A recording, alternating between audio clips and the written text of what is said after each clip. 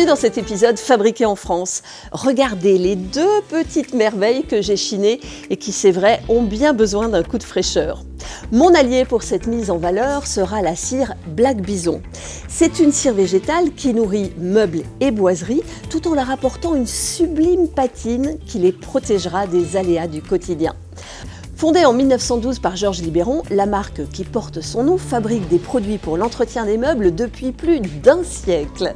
Toujours en accord avec son temps, elle a su s'adapter aux chineurs qui sont de plus en plus nombreux et propose de quoi restaurer ou transformer les meubles via des applications simples et saines.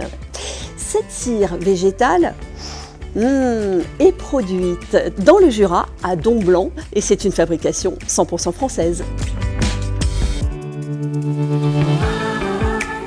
Alors, comment fabrique-t-on cette cire ? La cire Black Bison est composée de plusieurs ingrédients dont la recette est jalousement gardée entre ses murs. Tout d'abord, on doit peser avec exactitude les différents composants de la recette. En premier lieu, les différents ingrédients de la composition sont ajoutés dans un ordre précis dans le réacteur.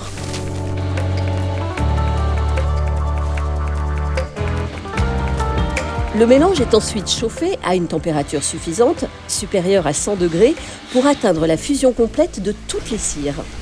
Cette étape est ensuite suivie d'un premier refroidissement lent jusqu'à une température proche du point de cristallisation des cires où le mélange commence à se solidifier. Il s'ensuit une seconde étape de réchauffage du mélange, puis d'une trempe, c'est-à-dire refroidissement rapide, qui va donner la consistance finale au produit.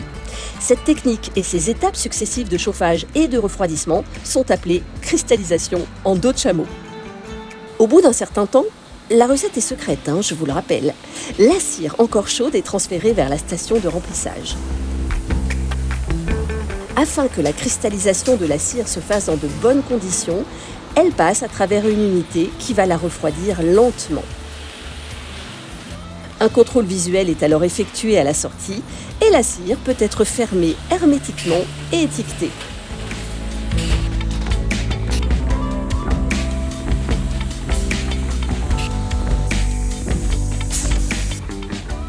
Un nouveau contrôle et les boîtes de cire sont prêtes à être expédiées.